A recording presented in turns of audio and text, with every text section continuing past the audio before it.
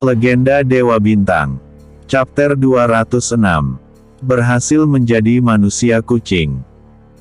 Waktu kembali berlalu dengan begitu cepat dan sekarang matahari sudah hampir terbenam, namun Xiaolang masih belum bisa juga mengubah tampilannya menjadi manusia kucing walaupun dia sudah berusaha selama 1 hari lebih. Meskipun begitu, Xiaolang masih tetap sabar dan terus mencoba tanpa mau menyerah sedikit pun. Walaupun kemungkinannya sangat sedikit tapi dia akan tetap berusaha sampai kemungkinan tersebut benar-benar menghilang dan tidak ada lagi. 1 jam kembali berlalu dengan begitu cepat dan sekarang matahari di dunia manusia hewan telah digantikan oleh sang rembulan yang menerangi malam di dunia tersebut. Di dalam kamar tamu, tubuh Xiaolang terlihat sedikit mengeluarkan cahaya yang semakin lama cahaya tersebut menjadi semakin terang dan juga menyilaukan. Cahaya yang keluar dan menutupi seluruh tubuh Xiaolang bahkan terlihat menerangi pintu kamarnya, sehingga para pelayan yang melewati kamar Xiaolang menjadi sangat penasaran dengan apa yang sedang Xiaolang lakukan di dalam kamarnya. Sebenarnya apa yang Tuan Xiaolang lakukan di dalam sana? Tanya salah satu pelayan pada temannya. Entahlah, bagaimana jika kita buka saja dan lihat apa yang sedang Tuan Xiaolang lakukan, ucap temannya tersebut. Apa kau gila? Yang mulia saja sekarang sudah bersikap sopan padanya, bagaimana mungkin kita yang cuma pelayan bisa bersikap kurang ajar seperti itu, bentak pelayan tersebut. Sudahlah. Jika penasaran sebaiknya kita laporkan saja masalah ini kepada Yang Mulai Ratu atau Jenderal Mao Zhan, lanjutnya. Itu ide yang sangat bagus, ujar temannya. Kedua pelayan itu kemudian langsung menuju ke aula istana untuk melaporkan hal yang baru saja mereka lihat kepada Ratu Penguasa Kota. Dan untungnya ketika mereka sampai di sana ternyata Ratu dan Jenderal Mao Zhan masih berada di aula tersebut bersama beberapa petinggi istana. Lancang sekali kalian, kenapa kalian berani datang ke sini saat Yang Mulia sedang melakukan pertemuan, ujar Mao Zhan marah kepada kedua pelayan tersebut. Maaf Jenderal, maaf Yang Mulai Ratu. Kedatangan kami ke sini karena ingin melaporkan sesuatu mengenai Tuan Xiaolang, ucap salah satu pelayan tersebut. Memangnya apa yang terjadi pada Tuan Xiaolang, ujar Mao Jianying langsung berdiri dari kursi tahta. Begini Yang Mulia, saat kami berdua melewati kamar Tuan Xiaolang, tiba-tiba saja dari kamarnya keluar cahaya aneh yang sangat terang. Karena kami takut terjadi sesuatu kepada Tuan Xiaolang jadi kami segera melaporkan hal ini kepada Yang Mulia Ratu, jawab salah satu pelayan tersebut. Kalau begitu mari kita ke sana sekarang, ujar Mao Jianying bergegas turun dari tahtanya. Jenderal Mao Zhan dan juga beberapa petinggi yang ada di saja juga mengikuti Mao Jianying untuk melihat keadaan Xiaolang. Sebab mau bagaimanapun Xiaolang telah bersedia membantu mereka walaupun perlakuan mereka kurang baik sebelumnya, jadi tidak mungkin mereka diam saja jika ada sesuatu yang terjadi pada Xiaolang. Setelah mereka semua sampai di depan kamar Xiaolang, mereka semua benar-benar terkejut ketika melihat memang benar ada cahaya aneh dan sangat terang yang keluar dari kamar Xiaolang. Mao Jianying yang merasa khawatir kemudian meminta Jenderal Mao Zhan untuk menghancurkan pintu kamar tersebut. Jenderal hancurkan pintu ini, ucap Mao Jianying. Baik Yang Mulia, jawab Jenderal Mao Zhan. Boom!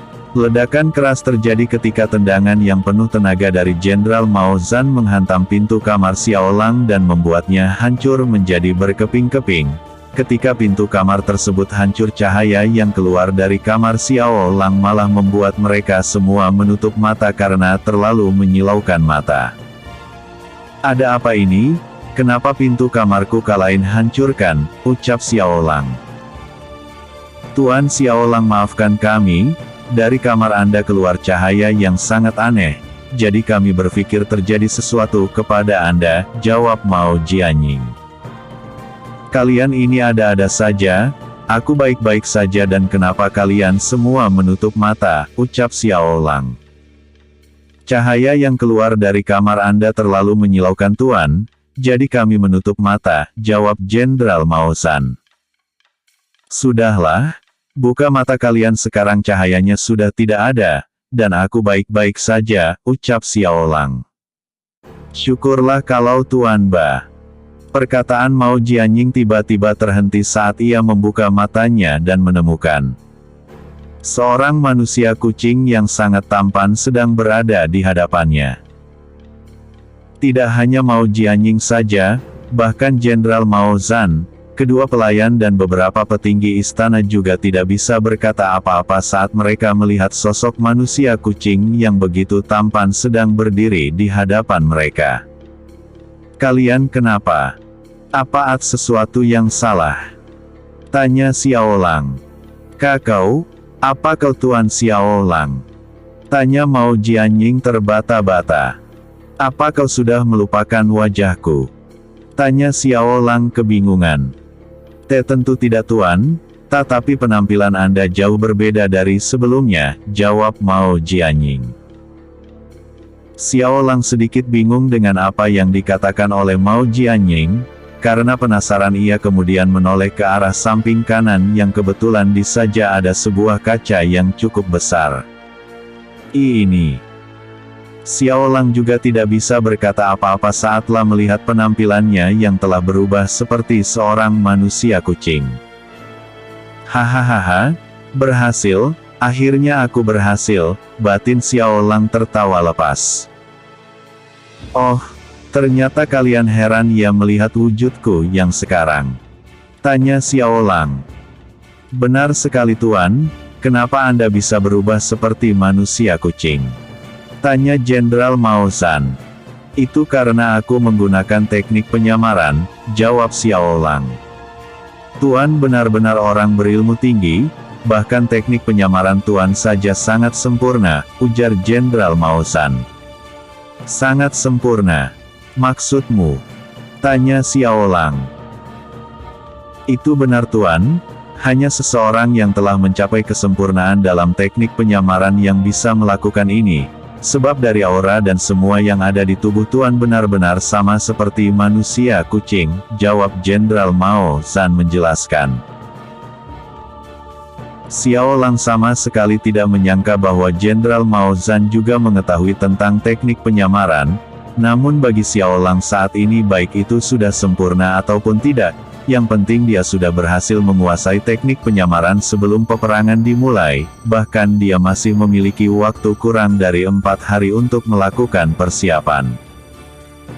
Setelah itu Jenderal Mao Jianying kemudian mengajak Xiao Lang untuk ikut dalam pertemuan mereka, karena saat ini mereka sedang membahas tentang strategi perang.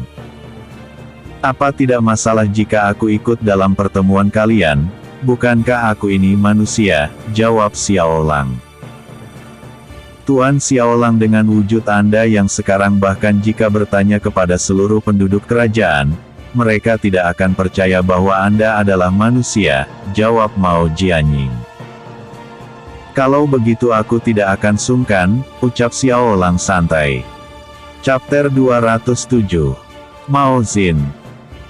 Xiao Lang kemudian mengikuti mereka semua menuju ke aula istana kerajaan dan ikut serta dalam pertemuan mereka yang akan membahas strategi apa yang harus mereka gunakan untuk menghadapi pasukan ras manusia serigala. Ketika sampai di aula istana, Xiao Lang yang ingin duduk di salah satu kursi yang ada di sana tiba-tiba saja dihentikan oleh Mao Jianying. Kemudian Mao Jianying mengatakan kepada Xiao Lang bahwa itu adalah kursi biasa, sedangkan Xiao Lang adalah tamu kehormatan mereka, jadi seharusnya Xiao Lang duduk di kursi tamu kehormatan. Namun dengan sangat cepat Xiao Lang menyanggah perkataan Mao Jianying. Xiao Lang mengatakan bahwa dia bukanlah tamu terhormat. Ia juga meminta kepada Mao Jianying untuk memperlakukannya sama seperti lah memperlakukan ras manusia kucing pada umumnya. Baiklah Tuan Xiao Lang, aku tidak akan pernah memaksa Anda lagi, jawab Mao Jianying. Itu lebih baik, jawab Xiaolang kemudian duduk di kursi sebelumnya. Mao Jianying sedikit tertegun dengan sikap Xiaolang yang tidak terlalu tergila-gila dengan kehormatan ataupun jabatan. Dia bahkan tidak segan-segan untuk meminta dirinya diperlakukan seperti manusia kucing lainnya. Dia sangat tampan dan juga sangat baik hati, batin Mao Jianying. Tanpalah sadari warna pipinya tiba-tiba berubah menjadi merah merona. Tuan Xiaolang, apakah Anda mempunyai saran yang bagus tentang cara menghadapi pasukan ras manusia serigala yang akan datang menyerang? Tanya Jenderal Mao Zan. Tunggu dulu, sebelum itu aku ingin mengatakan satu hal, bukanlah kalian telah mengatakan bahwa aku sudah sepenuhnya seperti manusia kucing? Lalu kenapa kalian masih memanggilku dengan sebutan Tuan Xiaolang? Aku sungguh merasa terhina dengan hal itu. Kenapa kita tidak menjadi saudara saja dan kalian berikan aku nama yang baru, jawab Xiaolang. Mereka semua terdiam dan sangat terkejut mendengar perkataan Xiaolang. Mereka bahkan tidak pernah menyangka bahwa Xiaolang akan seperti itu. Biasanya di saat seseorang dipanggil tuan mereka akan merasa seperti seorang tamu terhormat atau hal-hal yang meninggikan dirinya sendiri. Mereka juga cenderung tidak ingin dipanggil sebagai saudara. Sedangkan Xiaolang, dia sangat berbeda. Bahkan dia mengatakan bahwa dia sangat terhina dengan hal tersebut. Selain itu dia juga mempersilahkan mereka untuk memberikannya sebuah nama baru. Dan tentunya hal itu membuat mereka semua menjadi kagum dengan sosok Xiaolang yang sangat rendah hati dan perlahan-lahan tumbuh rasa hormat pada diri mereka untuk Xiaolang. Hahaha, aku tidak menyangka, Anda adalah orang seperti ini. Kalau begitu mulai sekarang kita adalah keluarga dan Anda adalah saudaraku. Jika Anda bersedia aku akan memberikan Anda nama Mao Zin, ucap Jenderal Mao Zan. Mao Zin, aku menyukai nama ini dan untuk itu Jenderal Mao Zan jika kau berkenan kau bisa menjadi kakakku, jawab Xiaolang. Tentu, aku sungguh merasa terhormat jika menjadi kakakmu saudara Zin, jawab Jenderal Mao Zan. Terima kasih Kak Zan, ujar Xiaolang. Sungguh pria idamanku, batin Mao Jianying sambil tersenyum lembut. Baiklah kalau begitu aku akan menjelaskan apa yang ada di dalam pikiranku saat ini. Pertama biarkan mereka sampai di perbatasan kota, dengan begitu kita tidak perlu repot-repot menyusul mereka dan menghadang mereka di jalan. Sebab jika kita melakukan hal itu tentunya pasukan kita akan kelelahan dan tidak akan bisa berperang dengan kemampuan maksimal mereka. Kedua, daripada kita membawa pasukan kita pergi begitu jauh, lebih baik kita pergi ke perbatasan wilayah dan kemudian menyiapkan jebakan untuk mereka nanti. Jadi pasukan kita tidak akan kelelahan dan kita juga akan sangat diuntungkan dengan hal itu. Ketiga, aku akan menyiapkan sebuah jebakan besar untuk mereka semua. Hanya saja untuk melakukan hal itu aku memerlukan bantuan semua pasukan dan berkemungkinan korban tentu juga akan berjatuhan, ucap Xiaolang menjelaskan rencananya. Adik Zin, jika kami boleh tahu jebakan apa yang akan kau siapkan untuk musuh? Tanya Jenderal Mao Zan. Xiaolang kemudian menjelaskan bahwa dia akan menyiapkan sebuah formasi ilusi yang bernama formasi ilusi Yin dan Yang, lalu menjelaskan ketika para musuh memasuki formasi ilusi ciptaannya, mereka tidak akan mengetahui lagi yang mana kawan dan yang mana lawan, jadi mereka akan bertarung dan saling membunuh di dalam formasi ilusi tersebut. Jadi dengan begitu pasukan ras manusia kucing tidak perlu berperang mati-matian melawan pasukan ras manusia serigala yang sangat kuat, hanya saja mantra formasi ilusi tersebut haruslah memerlukan bantuan seluruh pasukan untuk memancing musuh agar bisa masuk ke dalam formasi tersebut. Xiaolang juga menjelaskan bahwa pasukan ras manusia kucing tidak akan terkena ilusi walaupun mereka berada di dalam formasi ciptaannya itu. sebab dia akan mengontrol formasi tersebut hanya akan berfungsi dan hanya bahkan mempengaruhi pikiran pasukan ras manusia serigala. Jadi dengan formasi ilusi itu nanti, kita tidak perlu mengorbankan banyak nyawa dalam peperangan melawan pasukan ras manusia serigala, ucap Xiao Lang mengakhiri penjelasannya. Hebat, sungguh rencana yang sangat hebat, ujar Jenderal Mao Zhan. Jadi kakak, Yang Mulia Ratu dan para petinggi sekalian, bagaimana pendapat Anda mengenal rencanaku ini? Tanya Xiao Lang. Tentu saja kami sangat setuju dengan rencana Saudara Mao Zin, karena selain efektif kita juga tidak perlu khawatir akan kehilangan banyak kekuatan pasukan, ujar salah satu petinggi istana. Itu benar. Jadi kami semua menyetujui rencana Saudara Zin, ujar petinggi lainnya. Kalau begitu bagaimana menurut Yang Mulia Ratu? Tanya Xiao Lang. Dia sangat tampan, pintar, baik dan juga rendah hati. Andaikan saja dia mau menjadi suamiku, tentunya aku akan menjadi perempuan yang sangat bahagia, batin Mao Jianying. Yang Mulia, bagaimana pendapat Anda? Tanya Xiao Lang sekali lagi. Yang Mulia Ratu, ujar Jenderal Mao Zhan. Iya ada apa? Jadi bagaimana strateginya? Tanya Mao Jianying kaget dan tersadar dari lamunannya. Yang Mulia Ratu, strateginya sudah tersusun dengan rapi, bukankah tadi Yang Mulia Ratu juga mendengarnya sendiri? Jadi sekarang hanya menunggu persetujuan Yang Mulia Ratu, jawab Jenderal Mao Zhan. Hah? Benarkah begitu? Kalau begitu aku juga setuju, jawab Mao Jianying terbata-bata. Mereka semua yang melihat tingkah Mao Jianying yang begitu aneh, hanya bisa menggelengkan kepalanya sambil tersenyum lebar. Tentunya mereka menyadari bahwa ratu mereka sepertinya telah jatuh hati kepada Xiao Lang.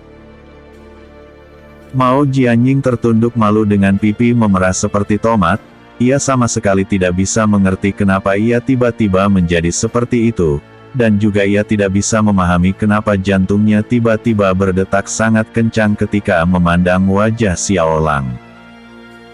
Ada apa denganku hari ini? Apa jangan-jangan aku telah jatuh cinta pada Xiao Lang, batin Mao Jianying. Chapter 208. Persiapan Perang. Setelah selesai membicarakan tentang strategi dan telah disetujui oleh semua orang yang ada di aula istana, Xiao Lang dan Mao Zhan kemudian menuju ke barak pasukan untuk melakukan persiapan dan agar mereka bisa segera berangkat menuju ke perbatasan kerajaan.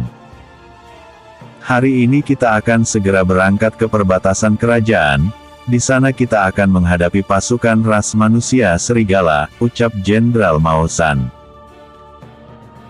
Maaf Jenderal, tapi kenapa kita tidak langsung menghadang mereka di tengah jalan? Kenapa kita harus menunggu kedatangan mereka?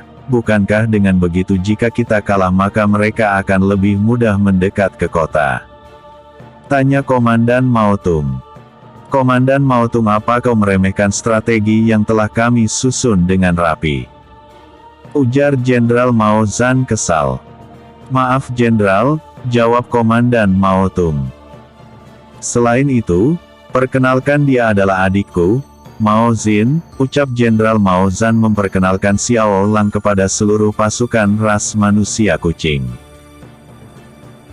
Para pasukan dan para komandan pasukan nampak sangat kebingungan, pasalnya mereka sama sekali tidak pernah menyangka bahwa Jenderal Mao Zhan mempunyai seorang adik.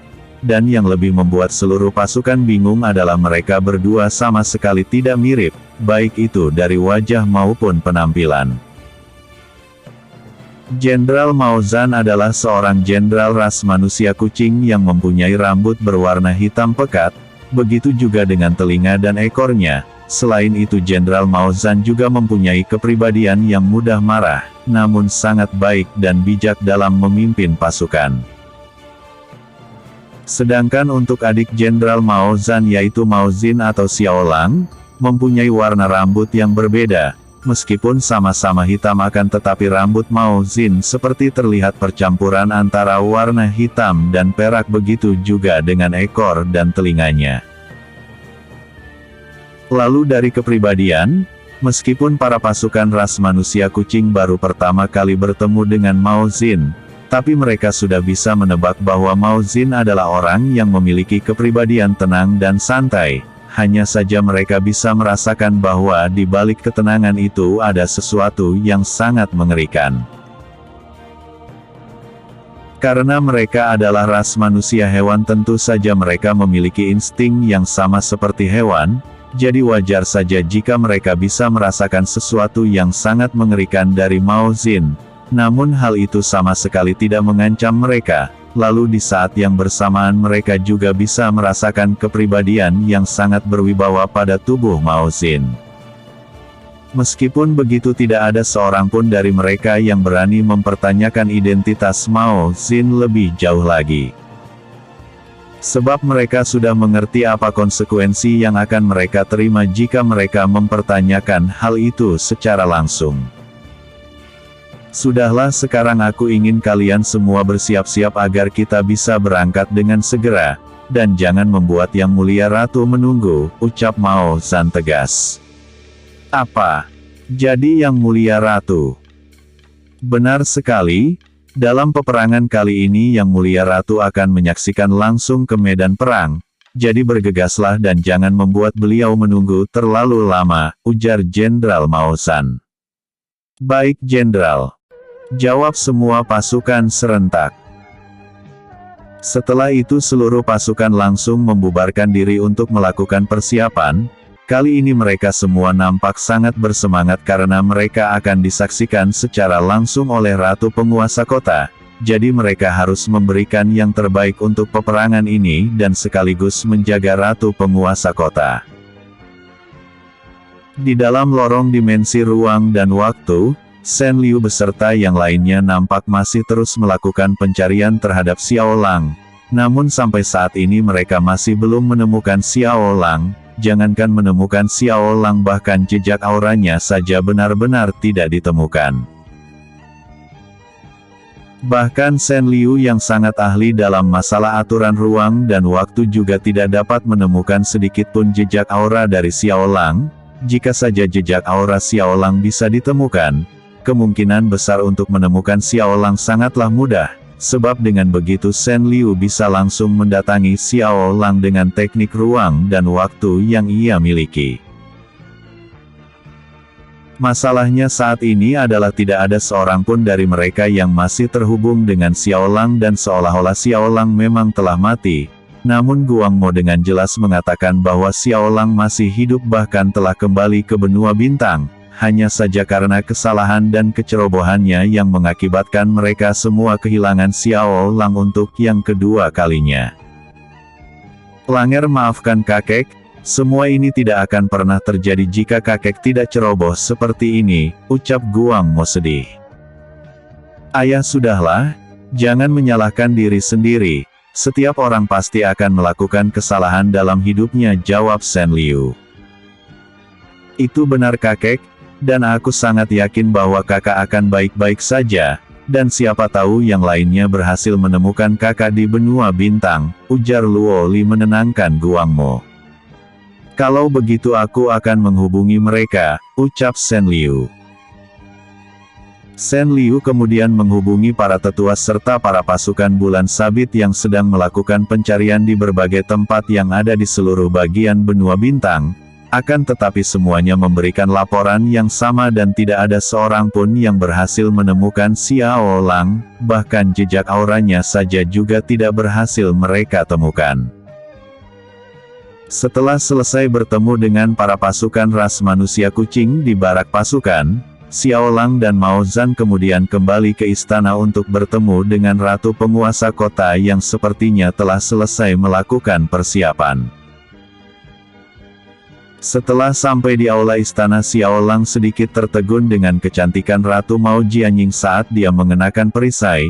Penampilannya sungguh sangat berbeda dengan ketika dia mengenakan pakaian seorang ratu. sekarang Mao Jianying sungguh terlihat seperti seorang kesatria yang mempunyai paras indah dan wajah yang begitu cantik. Anda terlihat sangat cocok dengan armor itu yang mulia ratu, ucap Xiao Lang memuji. Ya ampun, apa dia baru saja memujiku, batin Mao Jianying. Terima kasih saudara Mao Zin, kau terlalu memujiku, jawab Mao Jianying. Ah ya, bagaimana jika aku beri gelar sebagai jenderal tingkat 2, yang akan menerima perintah secara langsung dariku sama seperti Jenderal Mao Zan, ucap Mao Jianying. Terserah Anda saja yang mulia, aku akan mengikuti perintah Anda, jawab Xiao Lang. Baiklah sekarang mari kita berangkat, karena semakin cepat maka akan semakin baik, ujar Jenderal Mao Zan. Mereka bertiga kemudian langsung menuju ke halaman istana. Para pasukan ras manusia kucing yang telah berkumpul di sana langsung berlutut ketika melihat kedatangan Ratu Mao Jianying. Para pasukanku sekalian, seperti yang sudah kalian ketahui bahwa kita akan berperang dengan ras manusia serigala yang terkenal sangat kuat dan juga sangat kejam, jadi untuk itu aku mohon kepada kalian semua untuk memberikan segenap kekuatan kalian di peperangan nanti, agar kita bisa kembali dengan kemenangan dan kembali membawa keamanan untuk semua penduduk kerajaan kita, ucap Mao Jianying tegas. Baik yang mulia, jawab para pasukan serentak. Pasukan, bergerak sekarang, ujar Mao Zan memberikan perintah. Chapter 209, menuju medan perang. Seluruh pasukan yang mendapatkan tugas untuk turun langsung ke medan perang langsung berangkat setelah mendapat perintah dari Jenderal Mao Zan, sementara para pasukan yang bertugas untuk bertahan langsung berangkat menuju benteng kota untuk melakukan penjagaan. Ketika para pasukan melewati jalan kota mereka semua disambut oleh para penduduk yang ingin menyaksikan kepergian mereka. Hal itu biasa mereka lakukan seraya memberikan doa kepada para pasukan agar bisa memenangkan peperangan. Kakak, berapa lama waktu yang kita butuhkan untuk sampai di perbatasan? Tanya Xiao Lang. Jika kita terus bergerak tanpa istirahat, maka kita akan sampai di perbatasan dalam 2 hari, jawab Jenderal Mao Zan. Baguslah. Jadi kita bisa melakukan persiapan 1 hari dan para pasukan juga bisa beristirahat untuk memulihkan tenaga mereka, ucap Xiao Lang. Sementara itu di tempat yang jauh dari kerajaan ras manusia kucing, pasukan besar ras manusia serigala juga sedang melakukan perjalanan. Pasukan tersebut juga dipimpin secara langsung oleh Raja Langguan serta ketiga jenderal kepercayaannya. Dari jumlah pasukan dan juga kekuatan bisa dikatakan pasukan ras manusia serigala jauh lebih unggul dibandingkan dengan pasukan ras manusia kucing. Pasukan ras manusia serigala mempunyai pasukan berjumlah 5.000 pasukan, sementara pasukan ras manusia kucing hanya berjumlah 3.000 pasukan. Meskipun kalah dalam jumlah pasukan maupun kekuatan, akan tetapi dengan kehadiran Xiao Lang di pasukan ras manusia kucing, keadaan perang bisa berubah kapan saja, sebab selain dia bisa menjadi seekor naga, kekuatan dari inti teratai jiwa yang baru saja dia dapatkan juga sangat misterius dan tentunya kekuatan tersebut sama sekali tidak bisa dipandang dengan sebelah mata.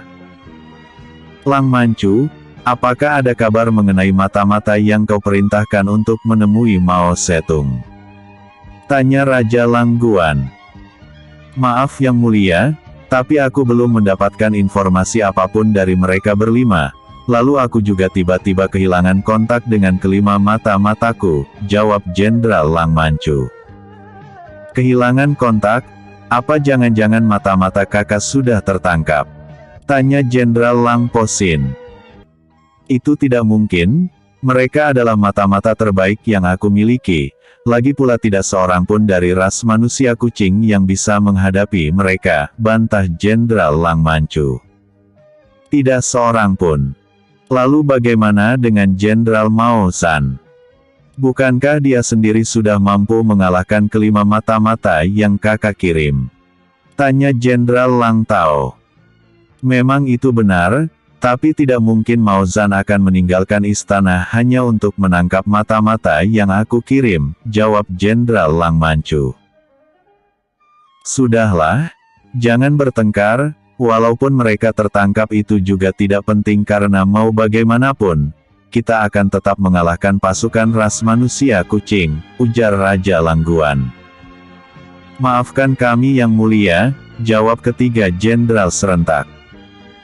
Pasukanku, setelah memenangkan perang ini kalian aku bebaskan untuk melakukan apapun kepada ras manusia kucing, tapi jangan pernah menyentuh Ratu Mao Hanying, kata Raja Langguan. Terima kasih yang mulia Raja, jawab seluruh pasukan gembira. Karena telah diizinkan melakukan apapun tentunya para pasukan merasa sangat senang, sebab setelah memenangkan peperangan mereka tentunya akan melakukan hal-hal yang tidak senonoh dengan para perempuan ras manusia kucing dan untuk para laki-laki mereka tentunya akan dijadikan budak oleh para ras manusia serigala. Setelah 2 hari perjalanan, seluruh pasukan ras manusia kucing akhirnya sampai di perbatasan kerajaan. Setelah sampai mereka langsung mendirikan tenda-tenda untuk beristirahat, lalu sebagian lagi melakukan persiapan dan membuat beberapa jebakan untuk pasukan ras manusia serigala. Jenderal, yang mulia, tenda peristirahatan sudah selesai dibangun, ucap Komandan Mao Tung memberikan laporan. Baiklah, kumpulan para komandan dan temui kami di tenda peristirahatan, jawab Jenderal Mao Zan. Setelah itu mereka bertiga langsung menuju ke tenda peristirahatan, sedangkan Komandan Mao Tung langsung memanggil para komandan lainnya untuk menemui Ratu dan Jenderal Mao Zan di tenda peristirahatan. Aku tidak menyangka bahwa mereka membangun tenda yang cukup besar, gumam Xiao Lang. Beberapa menit kemudian, Komandan Mao Tung dan beberapa komandan lainnya datang ke tenda peristirahatan untuk menemui Ratu dan Jenderal Mao Zan. Hormat pada yang mulia, ucap para komandan pasukan. Masuklah, aku ingin kalian mengetahui strategi apa yang akan kita lakukan untuk peperangan ini, jawab Ratu Mao Jianying. Perlu kalian ketahui, bahwa strategi kali ini dibuat oleh Jenderal tingkat 2 Mao Zin, jadi dia sendiri yang akan menjelaskan mengenai strategi perang ini. Silahkan Jenderal Mao Zin, ucap Ratu Mao Jianying. Terima kasih yang mulia Ratu, dan perkenalkan aku adalah Mao Zin, jawab Xiao Lang sambil memperkenalkan diri kepada para komandan pasukan.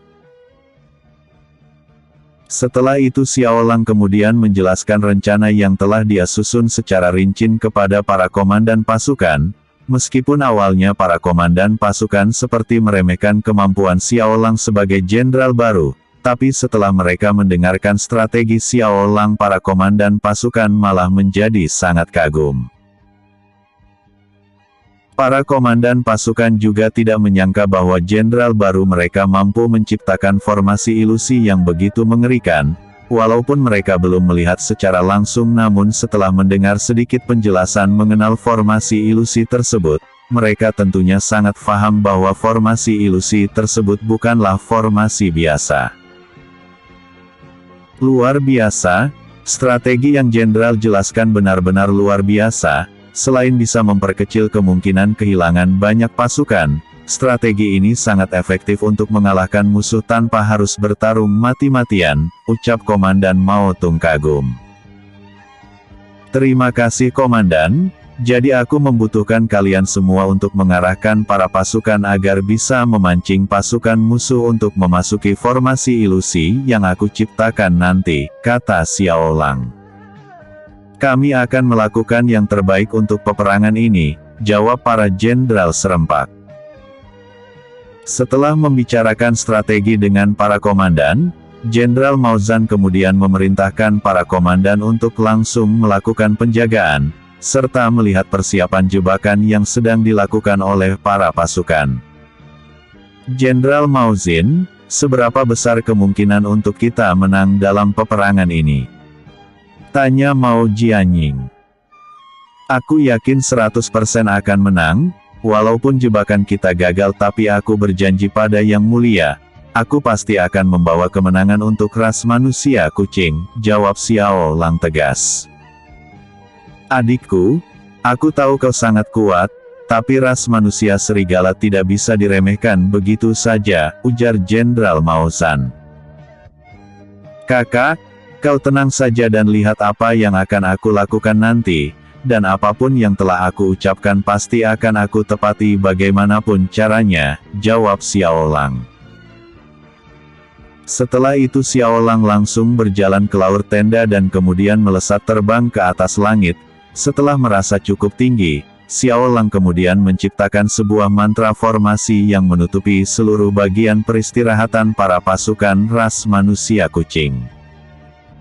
Ini mantra formasi pertahanan tingkat tinggi, ujar para pasukan kaget. Chapter 210. Perang Manusia Hewan. Setelah selesai menyiapkan mantra formasi tingkat tinggi, Xiao Lang kemudian kembali turun ke tanah, namun dia tidak kembali ke tenda peristirahatan ratu, melainkan berdiam diri di bawah sebuah pohon yang berada tidak jauh dari tenda peristirahatan ratu. Jenderal, apa kita sudah membuatnya tersinggung? Tanya Ratu Mao Jianying. Entahlah Yang Mulia, yang pastinya aku merasa kata-kata adik Xin bukanlah sekedar omong kosong belaka, jawab Jenderal Mao Zhan. Sebenarnya seberapa kuat Mao Xin ini, gumam Mao Jianying. Setelah semua prajurit selesai membuat jebakan, mereka semua kemudian langsung mengambil posisi siaga. Sampai peperangan dimulai mereka akan berjaga dengan cara bergantian, karena dengan begitu mereka bisa memulihkan tenaga tanpa harus menurunkan penjagaan. Keesokan harinya, semua pasukan ras manusia kucing nampak sudah bersiap-siap untuk menunggu kedatangan pasukan musuh. Di barisan terdepan Ratu Mao Jianying dan Jenderal Mao Zhan serta para komandan pasukan juga nampak sudah bersiap-siap untuk langsung bertempur. Di saat semua orang merasa begitu tegang dan bersiap-siap untuk berperang, Xiao Lang malah nampak masih begitu tenang dan masih bersandar di batang pohon yang sebelumnya. Memang sejak kemarin Xiao Lang masih beranjak dari tempat itu, bahkan posisinya saat ini juga masih sama seperti kemarin. Tidak ada seorang pun dari mereka semua yang mengetahui bahwa sebenarnya Xiao Lang sedang berkultivasi agar kekuatannya bisa pulih sepenuhnya lagi. Memang cara yang dia lakukan sangat aneh jika dibandingkan dengan para kultivator pada umumnya. Namun bagi Xiao Lang sendiri mau bagaimanapun situasi dan tempatnya asalkan dia bisa fokus dan tenang maka tidak ada yang bisa mencegahnya untuk berkultivasi. Jenderal Mao Zhan, apa yang dilakukan oleh adikmu itu? Tanya Ratu Mao Jianying. Entahlah Yang Mulia, tapi menurut laporan para prajurit adik Xin sudah berada di sana sejak kemarin dan masih tetap dalam posisi yang sama seperti kemarin. Aku sama sekali tidak mengerti apa yang lakukan, tapi dari yang aku rasakan kemungkinan besar adik Xin sedang berkultivasi, jawab Jenderal Mao Zhan menjelaskan. Apa? Tapi bagaimana itu mungkin? Bagaimana bisa seseorang berkultivasi dengan cara berdiri? Terlebih lagi suasana saat ini sedang tegang karena kita sedang berada di medan perang, ucap Mao Jianying. Itulah yang hamba tidak mengerti Yang Mulia, jawab Mao Zhan. Tapi jika itu benar, maka dia adalah orang yang sangat tepat untuk menjadi pendamping hidupku, batin Mao Jianying. Tidak lama kemudian, dari kejauhan pasukan ras manusia serigala mulai terlihat. Dengan sigap Jenderal Mao Zhan memerintahkan para komandan pasukan untuk menyiapkan pasukan mereka masing-masing. 20 menit berlalu, pasukan ras manusia serigala tiba-tiba menghentikan pergerakan mereka dan dari kejauhan nampak beberapa orang dari ras manusia serigala sedang menuju ke arah pasukan ras manusia kucing. Dan benar saja, Ternyata yang sedang mendekat ke arah pasukan ras manusia kucing adalah Raja Ras Manusia Serigala, yaitu Lang Guan beserta ketiga jenderalnya dan beberapa prajurit. Jenderal Mao Zan mengetahui maksud mereka mendekat adalah untuk bernegosiasi, dan untuk itu Jenderal Mao Zan meminta kepada Ratu Mao Jianying dan beberapa pasukan untuk menemui mereka serta mendengar negosiasi apa yang akan mereka tawarkan. Yang mulia Ratu Mao Jianying, aku tidak menyangka Anda begitu cantik dengan zirah perang yang begitu megah itu. Akan tetapi penampilanmu akan berubah jika terkena noda darah yang begitu banyak, ucap Raja Lang Guan memulai pembicaraan. Untuk itu, aku menawarkan perdamaian kepadamu dengan syarat kau harus menjadi selirku dan kerajaanmu harus tunduk di bawah kekuasaanku, lanjut Raja Lang Guan. Cih, aku sama sekali tidak tertarik dengan penawaranmu itu, lebih baik kami bertarung sampai kami mati daripada kami harus tunduk di hadapan ras bejat seperti kalian, jawab Mao Jianying tegas. Hahaha, kalau begitu bersiaplah untuk merasakan akibat dari kesombonganmu itu wahai ratuku yang cantik, ucap Lang Guan kemudian kembali ke pasukannya. Ratu Mao Jianying serta Jenderal Mao Zan dan para pasukan juga kembali ke barisan mereka masing-masing. Setelah itu Jenderal Mao Zan memberitahukan kepada seluruh prajurit bahwa mereka harus mendengarkan arahan dari komandan mereka masing-masing, lalu mereka juga harus melakukan semuanya sesuai dengan strategi yang telah mereka bahas. Setelah mendengar percakapan singkat antara Raja Ras Manusia Serigala dan Ratu Mao Jianying, Xiao Lang kemudian langsung mengakhiri kultivasinya. Setelah itu ia berjalan dengan santai dan tenang menghampiri Jenderal Mao Zan yang terlihat sangat khawatir. "Kakak, kenapa kau begitu tegang?" tanya Xiao Lang. "Adik Xin, jumlah musuh jauh lebih banyak daripada jumlah kita. Aku takut kita." "Kakak, percayalah padaku untuk kali ini saja," ujar Xiao Lang memotong ucapan Mao Zan. "Saudara Xin, bagaimana dengan mantra formasi yang kau sebutkan waktu itu?" tanya Mao Jianying. "Semuanya telah selesai," jawab Xiao Lang sambil menunjuk ke arah padang rumput di hadapan mereka semua. Di padang rumput tersebut bisa dilihat dengan jelas ada sebuah lingkaran formasi berwarna hitam dan juga putih yang terus mengeluarkan cahaya yang cukup terang. Xiao Lang kemudian menjelaskan kepada Ratu Mao Jianying dan Jenderal Mao Zan, bahwa yang bisa melihat formasi tersebut hanyalah mereka berdua dan para komandan pasukan saja.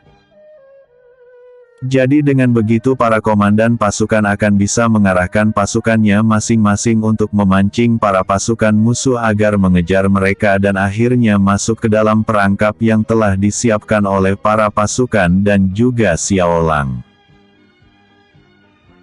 Di pasukan ras manusia serigala, Raja Lang Guan nampak sangat tidak terima bahwa niatnya untuk berdamai malah ditolak mentah-mentah oleh Ratu Mao Jianying. Walaupun sebenarnya hal itu cuma akal-akalan yang lah buat sendiri untuk menjebak Ratu Ras Manusia Kucing, tapi siapa sangka bahwa keinginannya tersebut malah ditolak.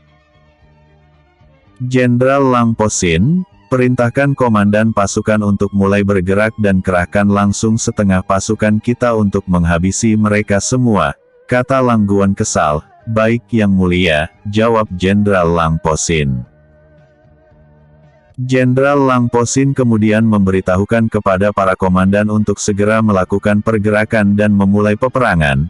Jenderal Lang Posin juga mengatakan kepada para pasukan untuk tidak memberikan ampunan kepada ras manusia kucing. "Maju dan habisi mereka semua," ucap salah satu komandan pasukan memberikan perintah untuk menyerang. Sesuai dengan perintah yang diberikan oleh Raja Lang Guan, setengah dari pasukan ras manusia serigala langsung bergerak maju untuk menghabisi pasukan ras manusia kucing. Sementara itu di pasukan ras manusia kucing, setelah melihat pasukan musuh mulai melakukan pergerakan, Ratu Mao Jianying kemudian melakukan hal yang sama dan memerintahkan Jenderal Mao Zan untuk segera memberikan perintah kepada para komandan dan seluruh pasukan. Pasukan, ingatlah strategi yang telah kita bicarakan sebelum perang, jadi sekarang mau dan pancing mereka semua, ucap kakek tua tersebut. Bersambung. Chapter 211. Perang Manusia Hewan. 2.